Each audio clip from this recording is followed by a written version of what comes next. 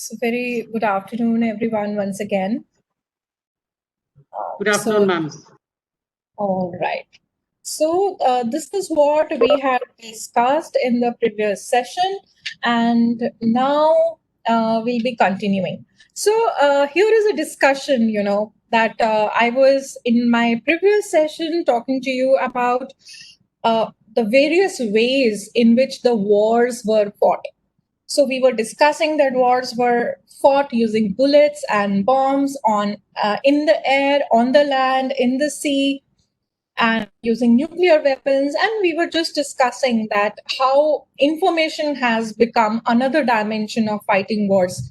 So that is the reason, this slide has a heading Bits and Bytes versus Bullets and Bombs. And we also looked at the intricacies of fighting battles with bytes are far more because of the anonymity, difficult in traceability, it is borderless, and it is very, very cheap in comparison to the weapons which are used to fight wars using bullets, bombs, and other such like destructive weapons. So next, let me continue and also put a little more focus and attention on this issue of information warfare. Many a times you would have heard that social media is becoming a weapon for information warfare. So today we are also going to look at how social media is also becoming a weapon to fight wars. And I would like to remind you that in one of the information warfare threats, I mentioned psychological operations. And by the way, psychological operations have been fought, in World War I, World War II. And the first example of psychological warfare was in Mahabharata. That was at the time when it was said Ashwagandha was that Ashwagandha, if I'm not wrong? No. What was the name of the... no, it was not Ashwagandha. Ashwathama. Right, I stand corrected that Ashwathama is no more. So what was the whole idea of saying that? That was said, which actually meant to be an animal, but the opposition took it that as if his son is no more, and he completely disarmed himself, and his morale went so down, and that is how he was, as a father, was killed. So that is also an example of psychological warfare, of how using information, rather misinformation, and using information in a particular manner, how wars are being won. And today social media has become one of the weapon which is for us. So today I am also going to talk to you about PRISM, and all of you would have heard the name of Snowden. Snowden is again another historical event. This person, Snowden, was actually working with US in their top secret organization called NSA. And there he was actually a contractor, just like when I was talking to you about internet, that who has a control over internet. Then gradually my slide said by 1990s, the private vendors were also, their contractors were also, government contractors were also given the contracts. In a similar manner, in one of the programs of US, which was top secretive in nature, the contract was given to an organization called Dell. And Snowden was the person who was actually working for this company, Dell. So he came out to be a whistleblower and actually revealed about 1,000 of top secret documents and brought them out, and the whole world changed thereafter. So what is it that he actually revealed, and how did that change the whole world history? So that is what I'm going to be discussing today using the example of PRISM. So as you can see on this slide, so this slide was also revealed, it was disclosed, by Snowden. And you can see that on the top, it says it's a top secret of a signal intelligence. And this ORCON and no foreign exchange. This document cannot be exchanged by any foreign country.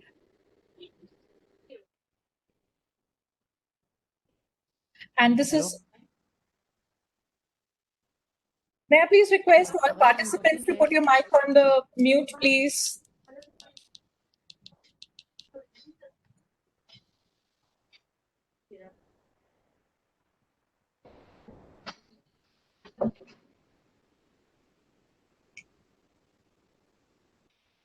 So this presentation was made open by Snowden in the year 2013, and this was supposed to be the top secret. So what is this PRISM? PRISM, and this was actually under operation. It was an IT tool which was under operation by National Security Agency in US.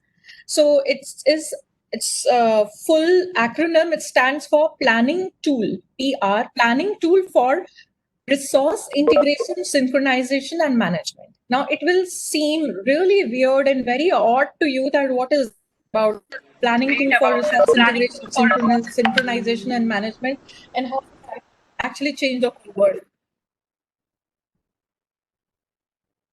So this particular program, PRISM, is the court approved, but it does not require individual warrants to be taken. So that means if US has to do surveillance or collect data of any individual, it does not require any warrants, and they can straight away do not require any individual warrants to be given to the security agents. And it works under broader authorization. There was one law which was being passed, which was called FISA, Foreign Intelligence Surveillance Act. And according to this act, using the PRISM tool, NSA will be able to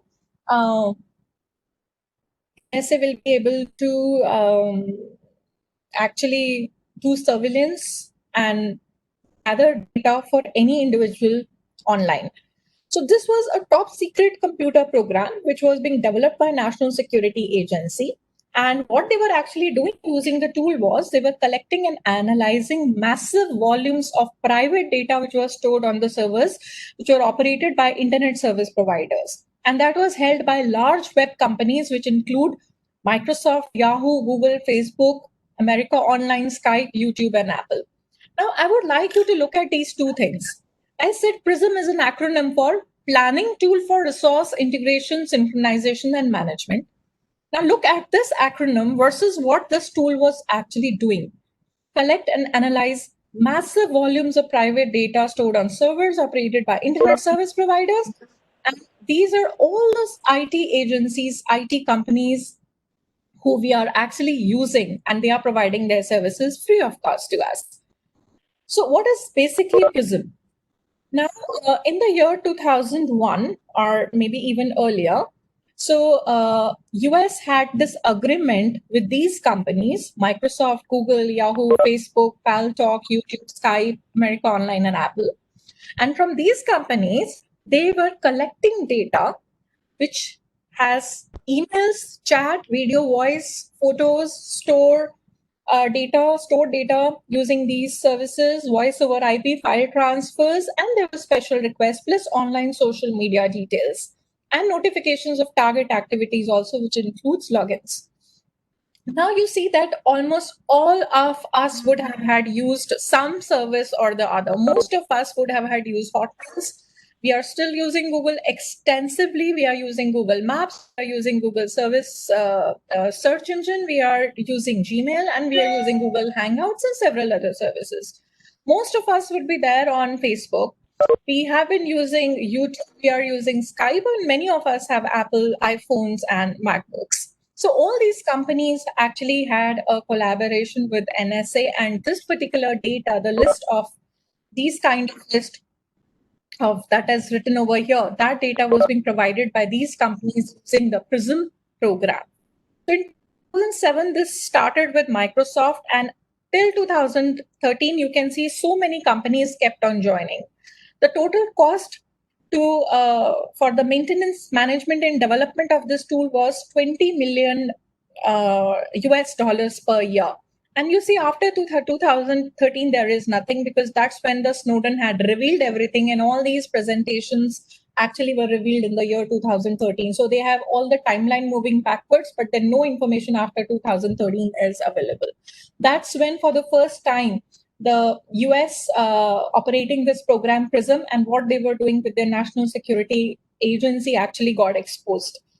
If you want to have a look at what kind of data, so they were also collecting data from telephony and internet cables. And if you look at the volume of the data, so from December 10th, 2012 to January 8th, 2013, which is hardly 1 month, within 1 month, a total of more than 160 million metadata records were counted. So this whole data is actually from December 10th till January 8th, 2013. And it shows that how much data was collected in 30 days. And this shows two kinds of data. The one in the blue color is DNI, which means the data collected from internet, and DNR is the data which is collecting from radio, that is telephony, that is over the wire, over the air. So they had several programs which were running. So total of 160 billion metadata records counted. It was divided into 93 billion of data from DNI, that is internet, and about 67 billion of data over telephony. This is what the tool PRISM was doing for National Security Agency. They had basically under PRISM, they had several tools. So for collecting data from internet, they had different tools. For telephony, they had different tools. They had a tool called Key Score, which was for some other purpose. Bound was the one which used to do visualization of the data, as in which country has the highest number of data.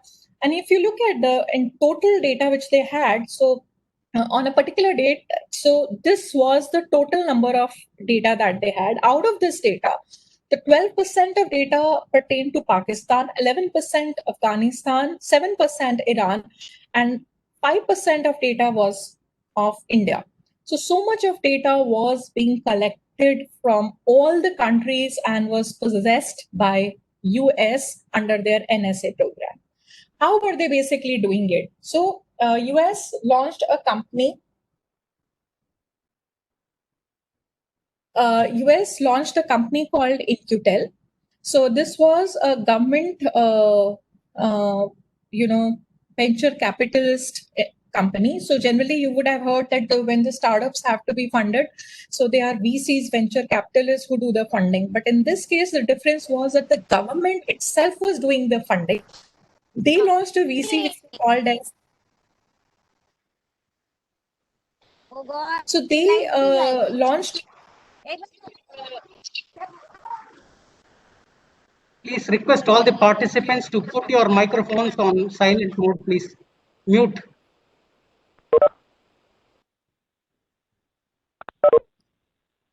So the government had their own venture capitalist, which was called InQtel. The government used to push all its money to InQtel, and InQtel would invest in different companies. And what would InQtel do? InQtel did a major investment in the new data mining technologies, because the main aim of PRISM tool of NSA was to collect and gather and analyze data. So the CII, which is the investigative agency of US, it invested in firms which would mine your tweets and Instagram photos as well. So this is the Central Intelligence Agency.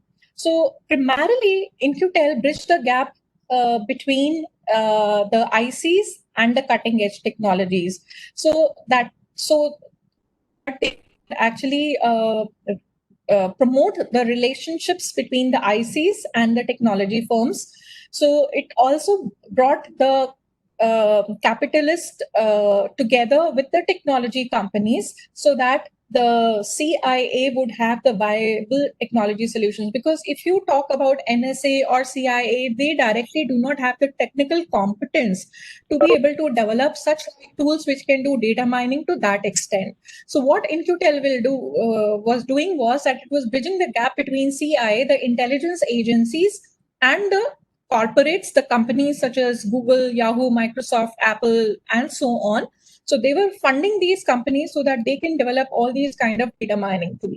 So InQtel therefore had a very high valued portfolio. But remember, InQtel was a government VC. That means, again, it is a government, US government, which was actually funding InQtel, and the money was going to all these companies as investment.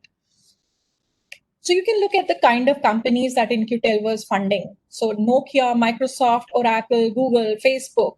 So In-Q-Tel therefore had collaboration with government. It acted like a venture capitalist. The money from government was flowing to In-Q-Tel, and through this money, In-Q-Tel was actually funding the startups. So all these companies like Google, Microsoft, they all started a few decades back just like a startup. So if you look at Facebook, Facebook is also nothing but a CIA surveillance tool which is being used for data mining. And if you haven't heard about Cambridge Analytica, through which there are charges on Trump that is how he won the election, then that's how you should probably be able to understand that if I make a statement that Facebook is used as a surveillance tool, then how is it actually used? We'll talk more about it later in the slides. So so far, I just mentioned to you that about very briefly about this whole program called PRISM. And the world got to know about PRISM only when Snowden revealed, and then his life was at threat because he was as a traitor. Therefore, he had to actually take shelter in Hong Kong and Russia because obviously US was after Snowden. And the other governments actually provided him the shelter, and Snowden revealed this entire secrets through which the world got to know that what is the revenue model, and through which we realize for the very first time that why are we getting free services from Facebook, Google, Microsoft? Why are all these IT platforms providing us free services?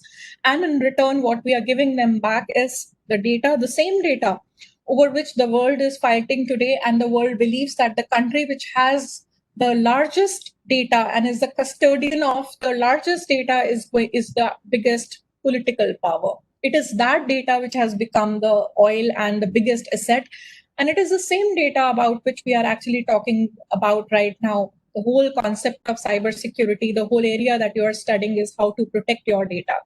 So therefore, the real value of data should now be clear to you, that why there is so much of noise about protecting data and how data has become such a big asset. Now, let me also share with you another aspect of it. Yesterday, somebody also asked me a question. I don't remember the question, but then I said that I'm going to answer this today.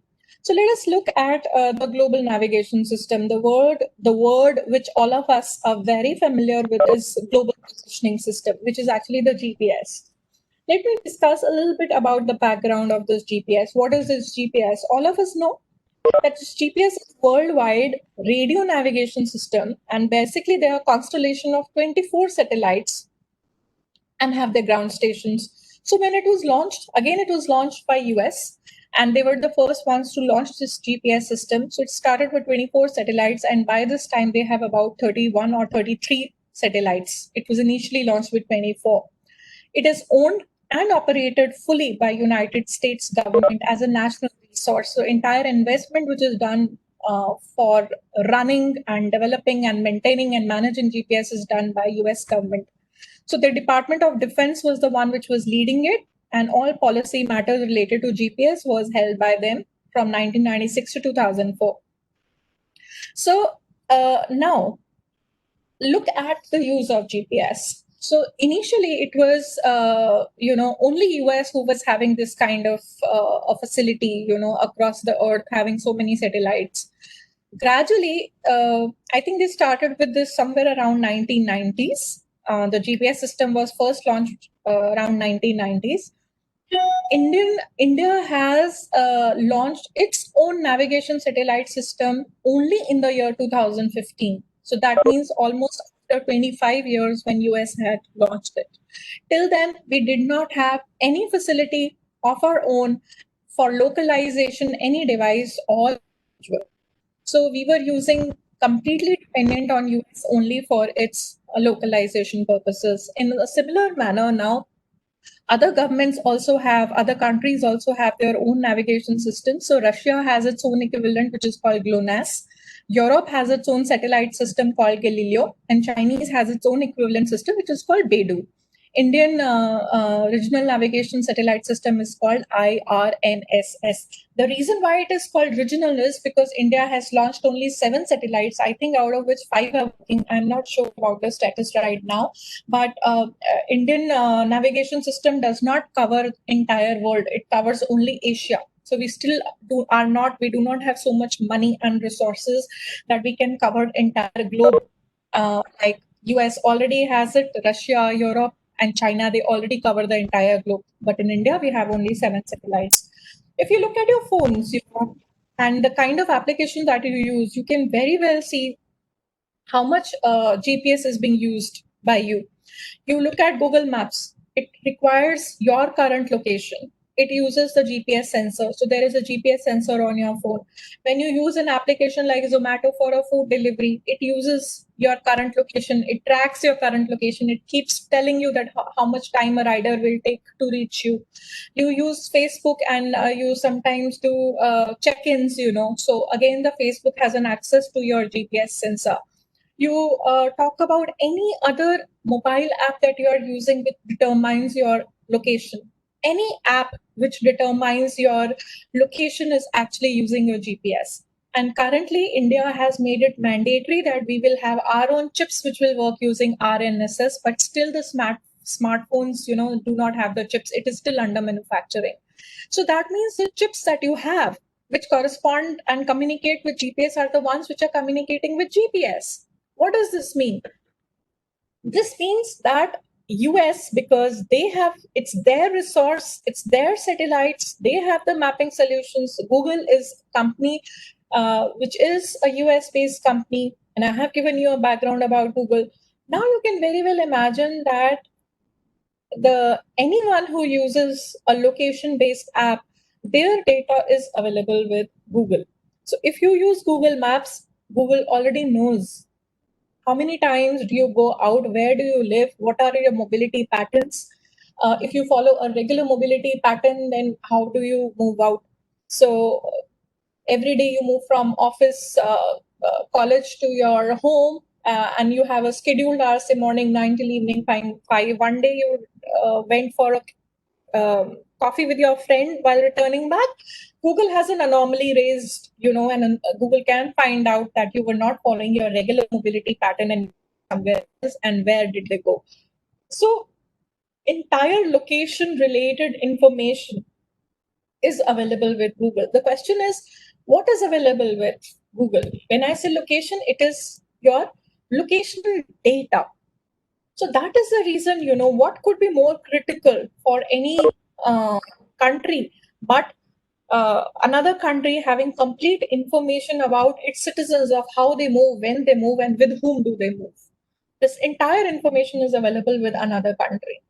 So no, that was the reason, our country woke up very late, had this realization very late, but other countries like Russia and Europe, which were far more developed than us and had this realization much earlier and had more resources, they were able to launch the satellite system much before us. That is why there is so much of focus that today, at least, the government is talking about being Atmanirbhar, because it's high time that this nation has to be self-reliant and we have to have our own technologies so that we are not dependent. And if we are using other IT services given by other companies which are funded by other countries, then obviously our data cannot be protected. Now, if you look at the availability of Google navigation system, so you can see this is a very old, I took this from Google Maps way back. So this is a little old slide, but you can see that wherever you see green, there the Google navigation systems are available. When I say Google, means Google uses GPS, which is the US satellite. So you can very well see this entire green area, entire India. So we are using GPS, that is the Google navigation app services are available. And you can see, why is this entire part left out? Why is China left out? Why has China not allowed Google to operate in its region? I hope the answer is self-explanatory. Why are these Arabic countries, now it has obviously also penetrated here. It has started working in these countries, but as I said, these slides are a little older. But China has yet not given access of using Google. Google has not been able to enter that country. So this is all geopolitics, this data. Therefore, you should know the worth of the data. You should be able to understand why this data is an asset, and the relationships of the countries are also evident from this particular map. And similarly, looking at China, how China had a vision of becoming a world power. You can see, what is happening with respect to COVID. Where has it come from? And as again I said that we do not have an evidence, but let us look at this particular slide. So, we are using Twitter, we are using WordPress, we are using Wiki, we are using IMDb, we are using Facebook, eBay, YouTube. China has a Chinese equivalent app for each and every app that US has. You can tell me if India has an equivalent service. Does India has an equivalent of Facebook? Does India has an equivalent of YouTube?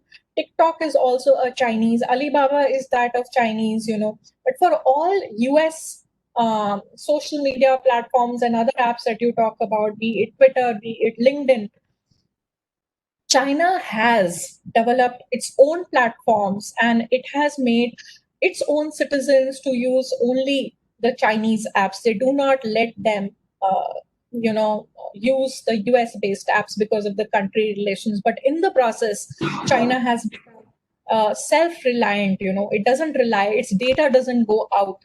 It remains within China. And of course, it's a dictator country, not based on democracy. So I'm not at all trying to suggest that we should be like China, but I'm only trying to explain that how the geopolitical scenario is working with respect to China, why China has blocked Google, why China has WeChat, and we use WhatsApp. So there is a huge game, a geopolitical power game behind it. And ultimately, what is the biggest asset here for all the countries is data. And that is why information warfare is what I'm talking about. Now, let me also give you some stats, some numbers which will definitely scare us. But then that's the reality. So why do we say big data is a hot area? Why we say that big data, all technologies will become AI based? So you have already seen that there is so much of data mining which is going on, and in a real time, and how the countries, are mining data of other countries as well. I will take an example of a person by the name of Tom. Okay, this is not going to be visible to you. It doesn't matter. I will explain, so don't worry about it. Let us try to understand what Google knows about this person, Tom. Now, Google has several services. What initially we knew Google for was its search engine. Then its email services through Gmail became very popular. Then Google has its contact service. It has YouTube is owned by Google. Google has this payment app which it has launched called Google Pay. It has a facility to store passwords in its Chrome browser. Chrome browser is also owned by Google. Google Maps, Google Docs, Google other office tools that you use, like Google Presentation and Excel spreadsheets, Google Spreadsheets, Android phone, again by Google, and the Google search engine, which I already talked about. So you know that Google has multiple services, and many of us are using multiple services of Google. So this person, Tom, had started using Google in the year 2004. So since 2004, Google has about 1,34,000. It is 965. So roughly 1,35,000 emails of Tom on Gmail. It has about 2,700 contacts of Tom. Tom has on its watch list listed several videos, and in total has watched about 9,200 videos on YouTube since the year 2004. Tom has been using Google Play, and it has about 117 apps which it downloaded from Google Play Store. So Tom has about 35 passwords which are stored in Google Chrome, and Google was able to find that due to an unknown glitch, Google base Tom's location from one of his old Android, which he gained to his. So Tom was basically using two different phones, and it gave one of the phones to his mother. But then both the phones were purchased by Tom. So Google knows that one location of Tom is where he actually lives, and second location the Google shows is of South Australia, but that's where Tom's mother lives, and since 2004, Tom has accessed about 855 docs. So Google has an access about 855 docs. Using the wallet service, Tom has about 3 wallets in which there is information of 2 expired credit cards, which were stored, plus 2 shipping addresses where he used to send shipment online purchases. Tom owns 3 devices, and Google knows all of Tom's Android phones. It also knows that Tom has one Nexus S phone, which he has given to his mother, who lives in South Australia. And so far, Tom has performed about 64,000 searches on Google, which also tells Google as in what kind of interest does Google have. Now, let us take a very simple example. If suddenly I start feeling a bad throat, and I am very sort of disturbed given in the COVID times, what is the search query that I would write on Google? I would say, what are the symptoms of COVID? And then I would start looking at, is throat pain a symptom of COVID? So I suppose I write 3 or 4 such like queries to look for an answer. And if Google tries to find out a pattern of all such kind of queries which I am sending, and I'm just talking about this 10 minutes of the query, and then Google starts compiling all my queries which I have been raising on Google search engine from last 10 years, I think Google will have a fairly good idea of what I do, what is the kind of information I look for. And then I'm not only talking about Google search engine. Now, let's talk about one is the data in silos. In silos means that if I tell you that somebody looked for a particular query, you'll not be able to make out anything. But then if I give you an information that this person has performed, all these queries in last 1 year, you will have a fairly good idea of what that person is like, what kind of searches does he or she perform, shopping, interest, locations, places, health related information, and any very personal information which you might not also share with somebody else. Now, to that information, if you add about 1 lakh of emails, 3,000 contacts, the kind of videos one has looked into, the kind of apps one has downloaded into, and the kind of documents that one is working into, don't you think it is quite possible to build up a profile, a complete profile of an individual using this data, using this information?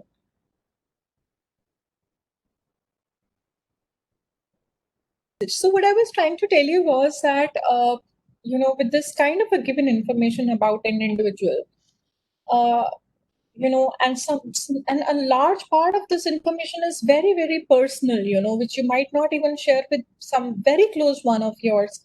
And then this data is coming from so many different applications, which talks about so many aspects. Google Maps talks about all your locations and mobility patterns. Emails talk about all your office as well as personal emails that you exchange. The search engines talk a lot about what kind of information you're looking for, which tells about your moods, about your interests. So put together all this information of an individual for 15 years. You almost have a complete profile of an individual. You know what kind of a person he or she is, how old he or she, where he or she live, how many relatives or close ones does he have, what kind of relationship does this person have with others, what are the shopping interests of this person, is this person going through some kind of a health issues, if yes, what are those health issues. So you know such detail about an individual, which is called a complete profile. So you're using this entire information, Google actually, I'm just taking an example of Google, but let me just tell you that all IT companies are doing this. So Google is just an example. So Any IT company can therefore build a complete profile of an individual using this data. And no wonder why you are getting all these services free of cost to you. They are not charging you anything, but because in return they are getting valuable information about you. So let us look at some more numbers, which are going to be even, more scarier. So this is the data for the year 2018. Airbnb is a service which is used, by various people. You get low cost accommodations booked on short-term basis and long-term basis, and it is an international service. So you go to any country and Airbnb has its network, so you can do their bookings.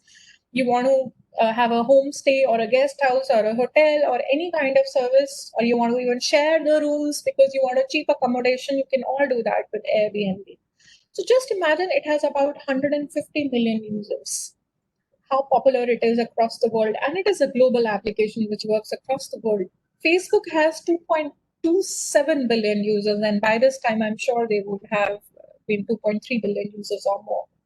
Flickr has 90 million. Google Plus has 111 million users. Instagram has 1 billion users.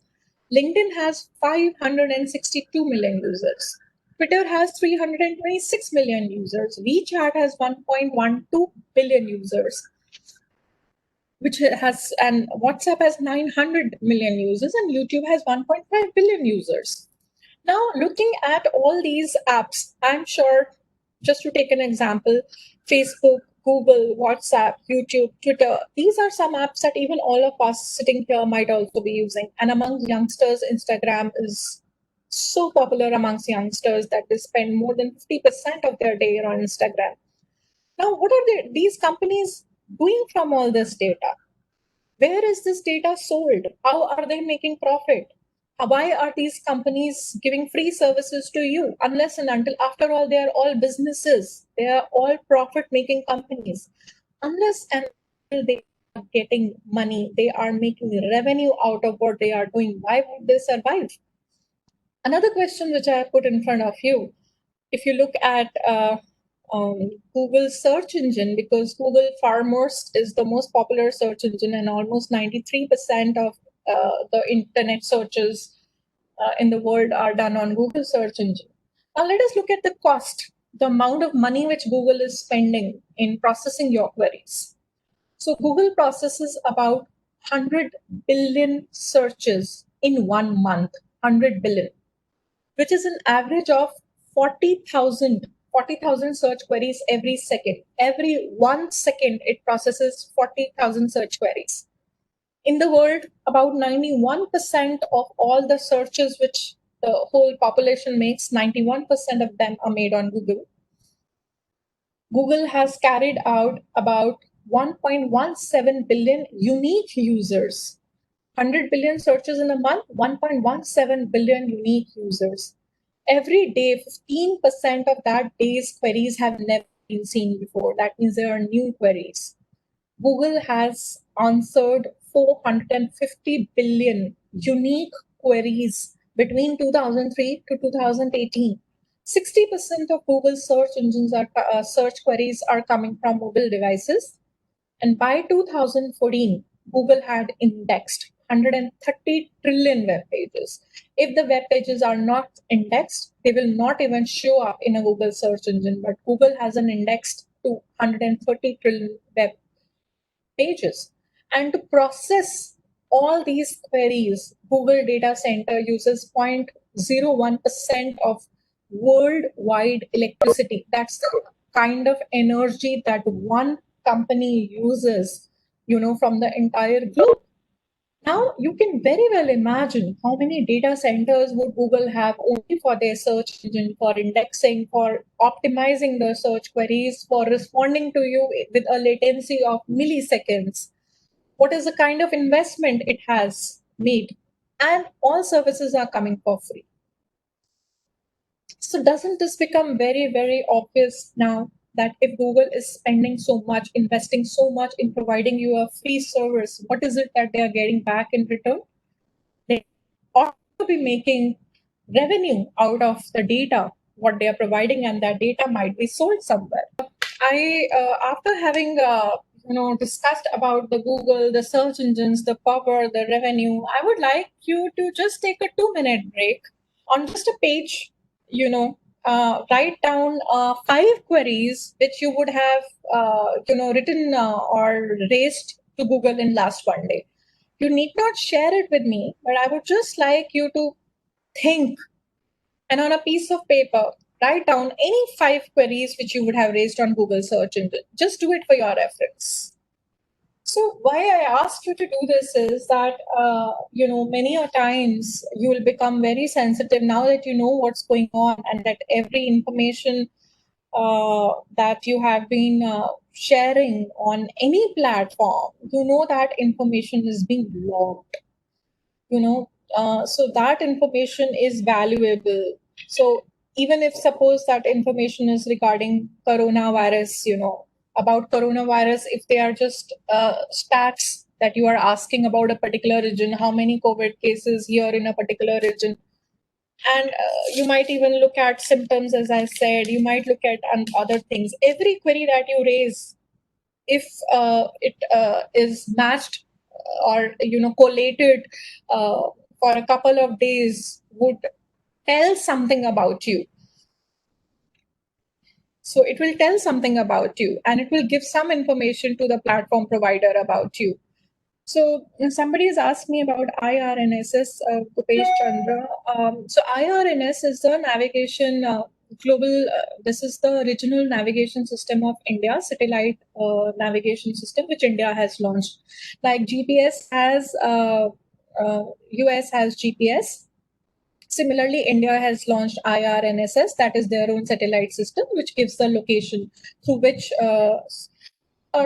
will hopefully soon that time should come that on your phones you have IRNSS chips, which are going to be the chips which have IRNSS sensors, which can talk to the Indian satellite system. So right now we have GPS sensors on our phone, and when I say GPS sensors means I'm referring to the satellite navigation system of US. So when I say RNSS, I mean Regional Satellite Navigation System of India.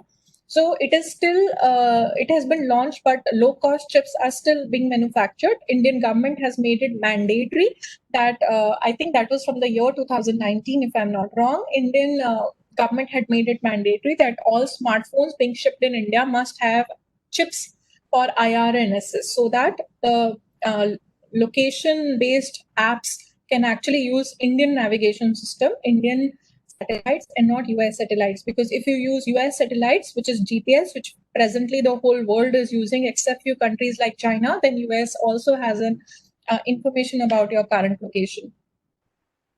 All right. So now I have told you, just quickly, let's just go back. What did we discuss?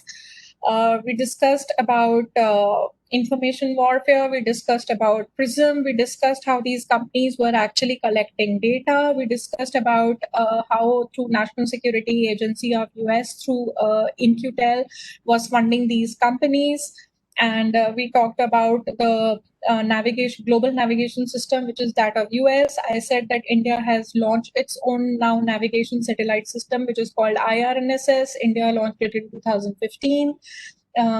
The test experiments, everything has been done. It has been commercially launched now. So most of the chips, location-based chips, which are going to be put in the cars, vehicles, aeroplanes, and smartphones will be IRNSS, but still it would require GPS, that is US-based chips, because Indian navigation satellite system only supports Asia. It doesn't, the satellites do not cover the entire globe. I told you that other countries and other continents like Europe also have their own satellite system.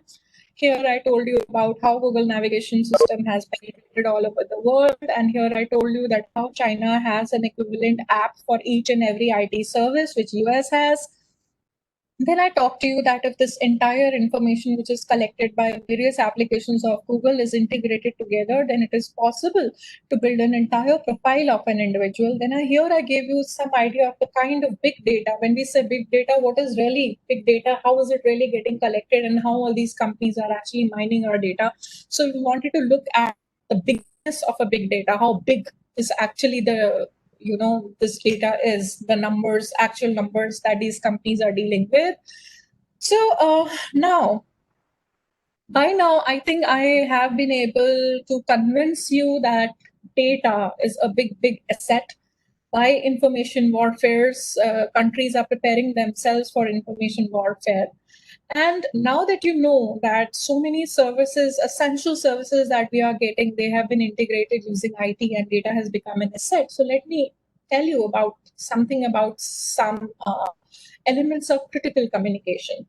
So I think almost every individual today has a mobile phone. The cost of mobile phone has gone so cheap that almost everyone is able to afford it. In every family, every individual uh, who's at least less than 15 would be owning his or her own mobile phone, smartphone, in fact, not even mobile phone.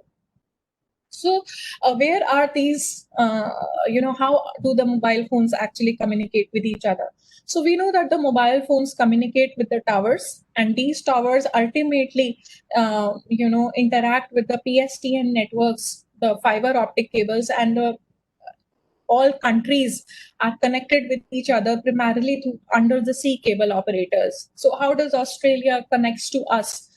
Because Australia is an island, there are so many islands. So basically, it is the under the sea fiber optic cables which are being laid down, and it is these under the sea cables used by various operators who are providing services. So it is not the mobile phones do not work through satellite communication. It is only GPS and some satellite phones which use satellite communication, but the mobile towers use wireless communication only between the tower and the smartphone, and the entire backend communication is actually the wired communication.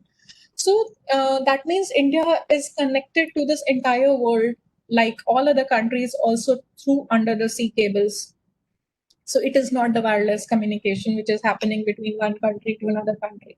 Now let us look at an example. We had this Vardar Cyclone, which most of you would have had seen, witnessed, or maybe some of you would have had experienced in the year December 2016. What really happened? So this was the entire area which actually got affected. So initially there were some kind of disruptions. Mobile telephony services also stopped working. Many banking services stopped working. The e-commerce site of Air India refused to process the MasterCard payments. The call centers were not of much use. These kind of infrastructure had also fallen down. So cyclone was a natural disaster which had hit the southern part of our country. Now let's see that how India is connected. You see that all these cables that you can see, these are under the sea fiber cables. So the northern part of the country does not has any connectivity directly with any other country. Ultimately, all the data that whether we are using any internet or internet query, or it is mobile telephony, or it is PSTN, ultimately all data reaches these particular ports. It is these ports which are connected to the rest of the world through under the sea cables, because primarily the cheapest and most reliable is under the sea cables, which can only be below the sea. So it is only the coastal parts, which are connected through under the sea. So all our rest of our entire part of our country actually first sends the data around here, and from here it goes through under the sea cable and goes to various parts of the world. So these are the submarine cable maps which are actually used. If the cyclone had hit us in this part of our country, then what really happened? We had a major port over here, which was, connecting India to most of the South Asian countries. So due to this cyclone, what would have had actually hit us was that our entire IT communication, because the data and telephony, all communication moves over the sea cables. So if this part of was hit by cyclone, where the energy services stopped working, electricity stopped working, or some of the ports got damaged, or whatsoever happened. So primarily, this entire thing would have had got disrupted. So you can actually see that India has 8 submarine cable which are connecting to the entire world. And if you look at the landing stations, they are in Mumbai, Chennai, Cochin, Mumbai, Chennai, Mumbai. So all these are basically the coastal areas. So this talks about the service providers like VSNL, Bharti, VSNL, Reliance, BSNL. So These are the so these points. So ultimately, what I mean to say is that entire India is actually connected through these landing stations. And if when any one landing station, falls, so services can definitely go through other parts. But then you see, this will become very badly loaded, and the services will get badly disrupted. So this is a closer map, marine cable map of India. I reiterate that the land, the plains, and the central part of the country, they do not have any direct connectivity. Entire connectivity of internet and telephony actually takes place through these sea cables. So in addition to these 8 submarine cables, Bharti, along with 15 telecom companies around the world, was building the Europe-India gateway. So the estimated cost of the cable was $700 million, and which is supposed to stretch over 15,000 kilometers. I think it is ready. So this was the first submarine, this landing station where, India had actually partnered with another country and build its own to connect with United Kingdom. Otherwise, and then so now my question here is: so you can very well imagine the kind of dependence that we have on these cables. If any natural disaster, technological error, or any kind of an attack takes place here in this part of the landing station, what is going to be the implication? So can you say that these landing stations, these submarine cables, all these are highly critical for our IT infrastructure, because our entire mobile telephony and internet communication takes place through these landing stations? So therefore, the kind of traffic which they are dealing with, you see the capacity of this one SMW3 landing station in Mumbai has the capacity of 490 GB, and almost 20 Gbps is being used, and it has runs to 39,000 kilometers. That's the amount of data that they are dealing with, terabytes and gigabytes of data. So they become a critical IT infrastructure of the country.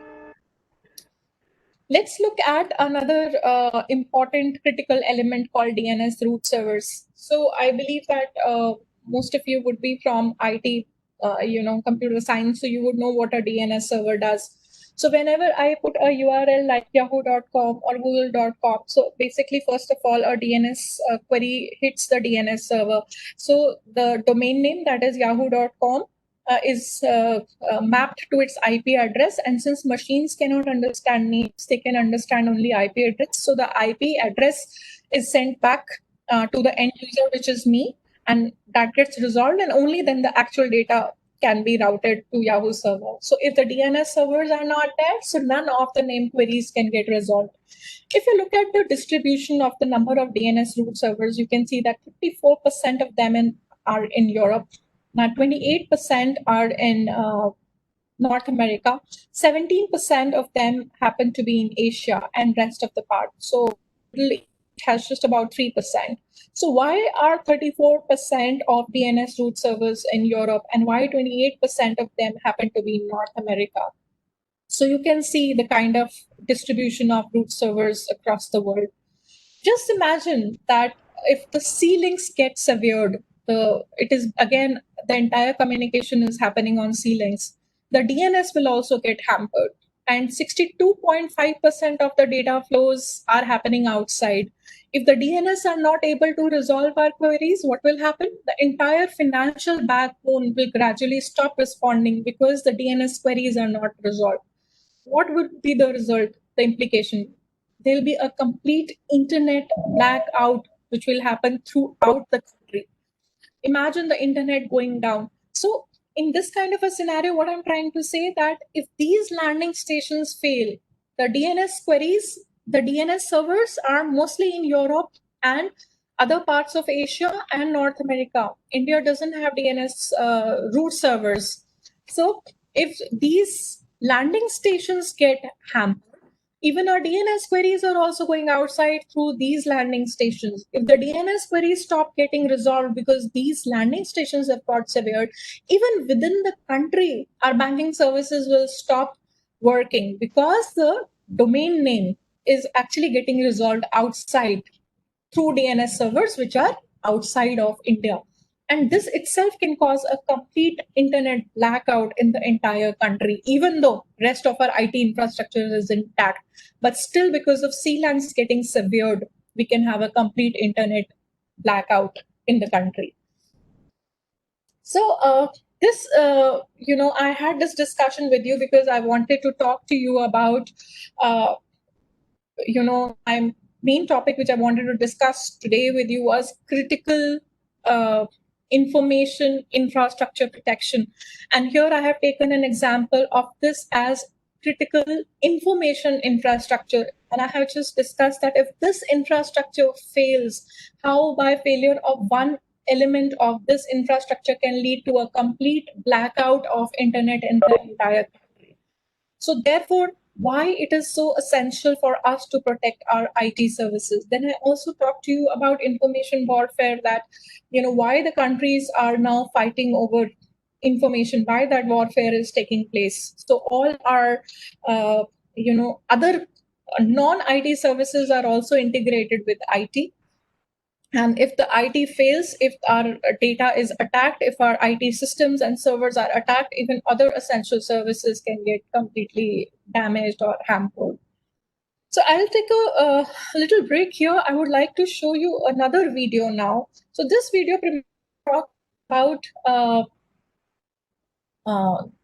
what are the hidden elements of internet which are otherwise not visible to us.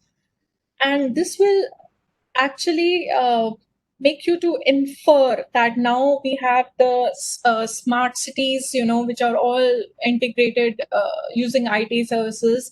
If the IT systems are attacked, what is going to happen to our cities? So let me show you this video. In a way, infrastructures extend us into the outside world. The very flows of the city become the flows of our bodies. The core of any notion of being modern urban to be networked into huge assemblages of systems of producing energy, producing food, producing water, communicating, moving bodies and commodities and goods. I think they're fascinating, these systems, partly because they are so overall. It's really vital to remember that the internet is physical. The internet can be touched. It is material. It exists because so much of the rhetoric surrounding concepts of cyberspace, for example, suggests that it's somehow just a sort of magic, ethereal realm that exists out there almost on its own. In 2010, it was estimated that the world produced more than 1,000 exabytes of new data, equivalent to 1 trillion gigabytes. Since the data rarely stays put, the amount that is transferred and processed is even greater. In 2008, an estimated 9.5 zettabytes, equivalent to 9.5 trillion gigabytes, passed in and out of the world's servers. Where does all this information go?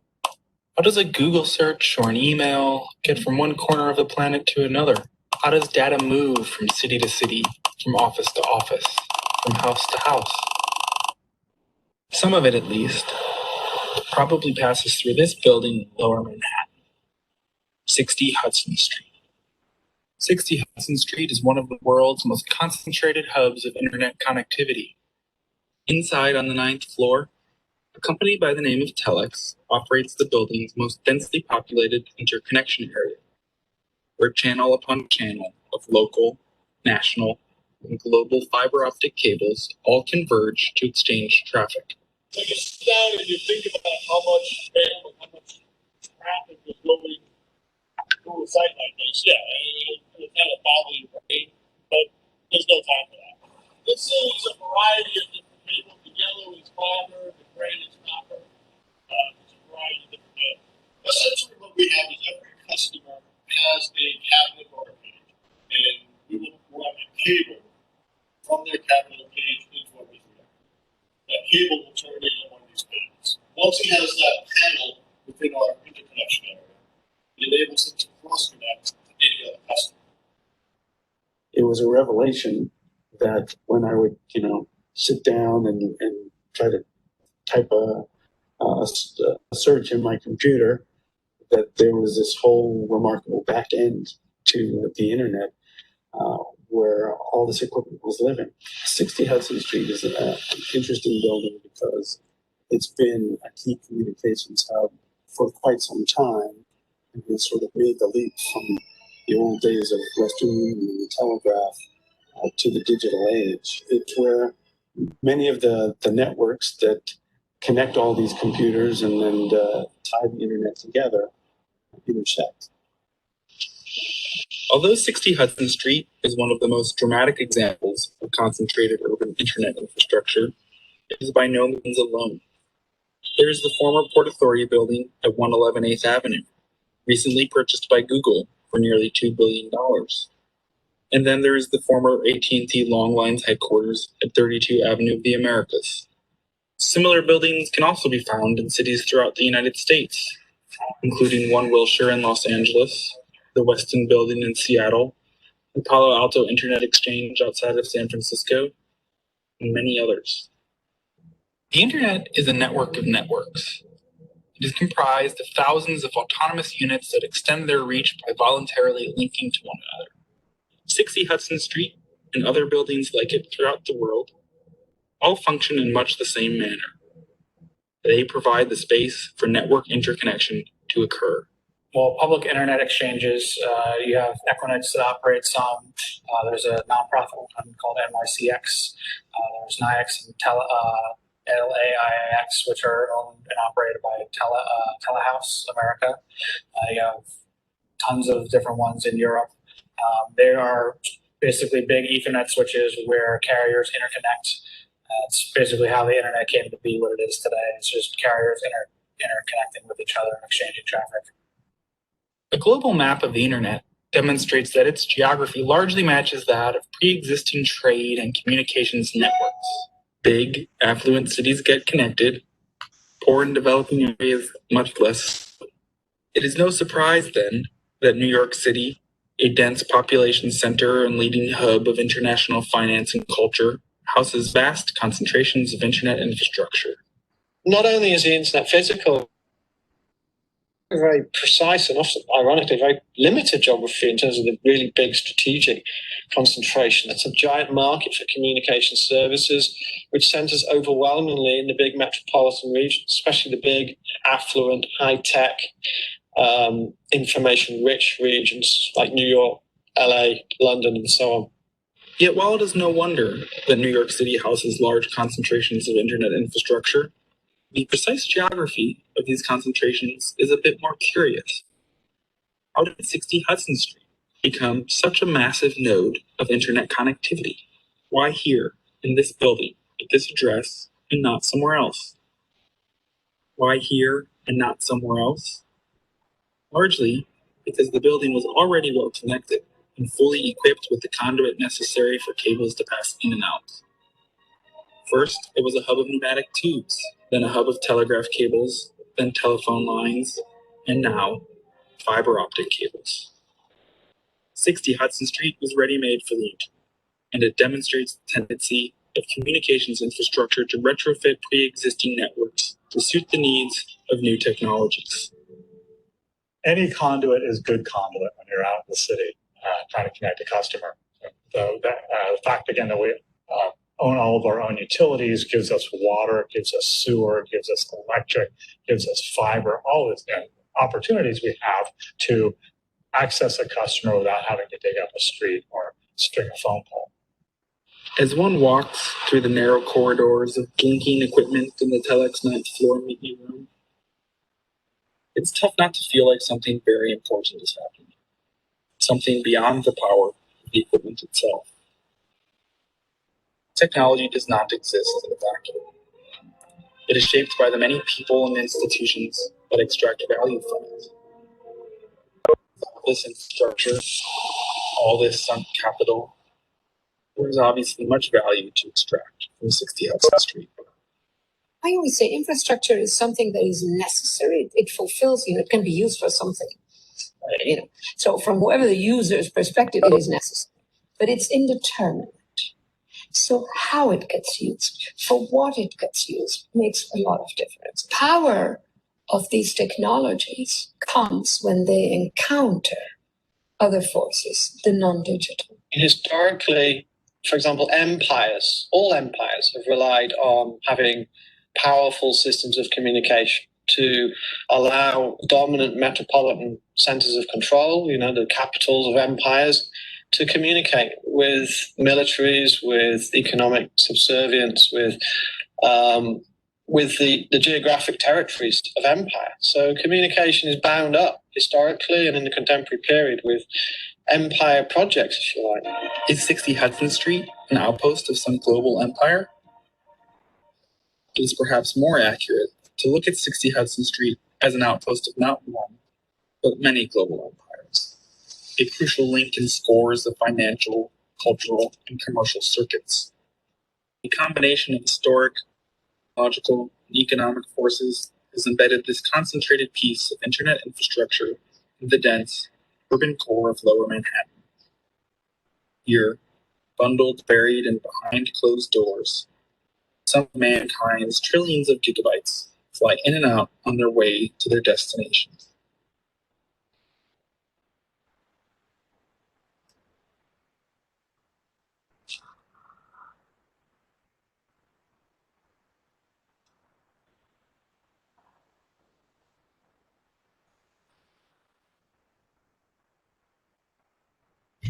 So from this video, you would have realized that where this kind of internet infrastructure exists and how strategically it has been planned, and these kind of data centers, their location, in a place like Manhattan, why it has been located in Manhattan. And as this was rightly saying, that these kind of buildings, which look very common, but actually are processing, millions and millions of gigabytes of so many users across the globe, and very strategically placed where the communication is easier. They have redundancy, and then North America is less prone to natural disasters, and it already have conduits. So, the whole planning of where should they have their critical infrastructure, information infrastructure was planned in a manner so that it can be protected, So apart from the technological protection, which means that there have to be standards, there have to be policies, there have to be continuity plans, like information has to be managed in a very secure manner. All other aspects have also been taken care of. So all these points, they become highly critical. So this particular video was about communication, because most of a big amount of a big chunk of internet communication from New York was going through Hudson 60th Street, but all the data centers, where they have to be located and what kind of services do they need to have, really depends upon one vital thing, that where the countries think that their critical information infrastructure can be protected. So with this, I think I'm close to concluding my session, but before I conclude it, I would again like to take some of the questions. And so I hope that this was beneficial of what I shared, but I'll be very happy to answer more questions. There are some questions which I already see. We keep many information in Google Drive. Is Google Drive safe for confidential information? Well, it may be safe in the sense that Google has used good protection mechanisms that your drive is not accessible to others. But if by safety you means that Google will not have an access to it, well, as I think it's a good point to make, that as your data is actually moving to cloud, and Google Drive is yet another data which is on the cloud. So basically your data is obviously available to the service provider, which could be even Dropbox or any other cloud service provider. So therefore, cloud actually is hosted on some other network or IT system which doesn't belong to you. So unless and until they claim that their IT infrastructure is well audited and is well safeguarded, till that time you are really not sure, and still it would be susceptible to internal employees who could still be trying to have an access to this kind of information. So as and when your data is actually going out, so your data is definitely becoming more and more susceptible. Somebody asked me what is cryptojacking. It is nothing but it is unauthorized access of your computer, and generally done by cyber criminals. Ransomware is one of the examples. So, they do dealing using cryptocurrency, which means that they would basically lock your files. And I was giving this example yesterday. They will encrypt your important data or your files, and they'll lock them that you'll not be able to access them. And then the hackers will tell you that you should send, transfer so and so money either in cryptocurrencies or particular currency, whatever they want. And only then they will open the files, and decrypt them back. So your own valuable data, which is lying on your machine, and because your machine was not properly safeguarded, so with machine, I mean your PC or your laptop, if it is not properly protected, not safeguarded, doesn't have right kind of anti-malware, and you don't have updates. So if it is vulnerable, then any such ransomware can be installed and your machine can be infected, and then you can be prone towards such kind of attacks. So it's cryptojacking. And another question is, what type of threats we expect on internet at internet service provider? Is there any protection by ISP on content we are delivering? Well, internet service providers generally would, you see routers most of the time that there is no security at the level of the router. The security is either at an application level. So for example, if you are using a browser, so if you are using browsers like Chrome or Internet Explorer or Firefox, so they basically in the TCP/IP protocol stack, they work at the highest layer, that is the application layer. So the moment you type an email again is using your browser, you're using your browser to compose an email. So when you send an email, so the browser basically encrypts that information. So now whatever encryption your browser has done, if your browser has a good encryption algorithm, then the data, your contents of the email are well encrypted. If your browser has vulnerabilities and it has not properly been plugged, then your data is not going to be encrypted. So whatever are the contents of your email actually get encrypted at the application level, that is at your browser level, and before it leaves your machine, that is your PC. So it is at that time it should be encrypted, and then whatever communication channel does it go through, whether it is your institute's router or it is ISP's router or whatever, it might go through 15, 16 different hops. So if it is an encrypted data, if any other hacker also tries to access it, the data has already been safeguarded. So that's why encryption becomes very important. So internet service providers have a biggest threat to them. That is, you are paying to an ISP for a particular service because they route your data. They provide you internet service. So many a times, either there could be denial of service attacks, which are there is so much of illegitimate traffic which is sent to their routers by hackers that they are not able to process their customers' data, that is your data. So you will not be able to get the services, and you will face an outage. So that's a denial of service attack onto you, onto your ISP, due to which they are not able to provide a service to you. So what is most critical in terms of security for an ISP is how to provide availability of a resource. So confidentiality of information, access control, is primarily the concern at an end user level, while authentication and availability is more a concern at the level of an internet service provider. So in that sense, internet service provider is the most serious kind of threat to an ISP is, that of availability of service. But then it is our responsibility that we should use that application which encrypts our data, because you cannot really depend on your data will go through several ISPs. So you really never know when the data actually gets unauthorized access. But if it is already encrypted at the end user, it's going to be safe. Okay.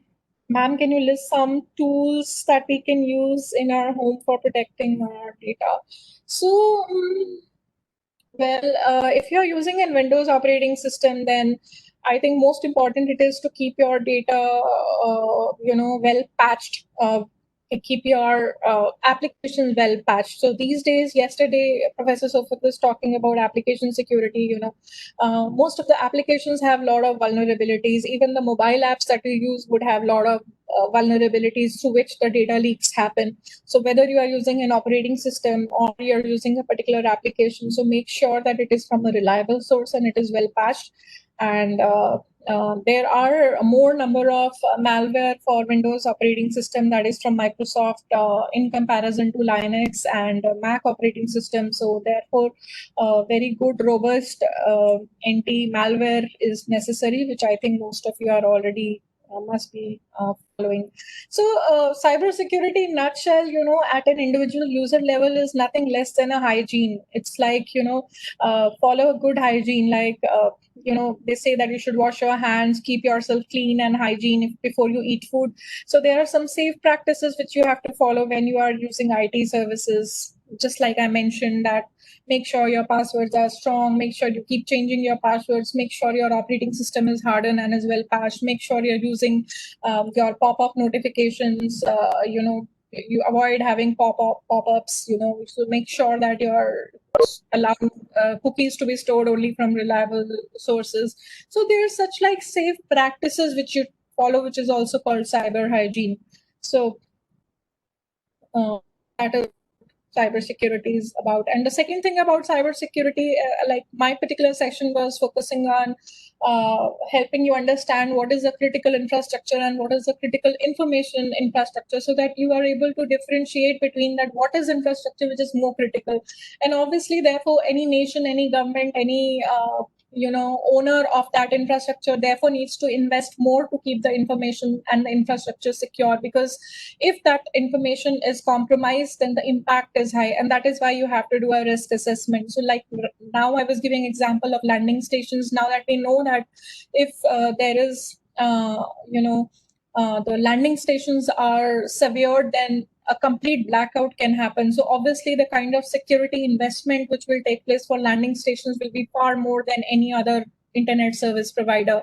So that is how all organizations which own IT systems have to prioritize and do a risk assessment based upon the impact of the outage and designate whether this is a critical information resource or not a critical information resource, and accordingly provide security. So therefore they say that there is a complete, very clear trade-off between security. You can get any level of security, but then for getting highest level of security, the cost also becomes very high. So again, it depends on the resource. If the resource is that valuable and asset that you would like to spend that much of money for security. Then there's one question: any specific framework for cybercrime? No, there is no specific framework which is there for cybercrime. I don't get the question. So I think this should be the end from my end. My session is over. And Yeah. the host wants, I can just conclude and have some concluding remarks, and unless if there is anything specific that you'd like me to address. Thank you, ma'am, for your valuable inputs. Thank you so much for paying attention and for your patience and for your time. And I would sincerely like to thank all the participants and the host for giving me this opportunity. Thank you once again, and stay safe. And I'll be dropping out now. Thank you.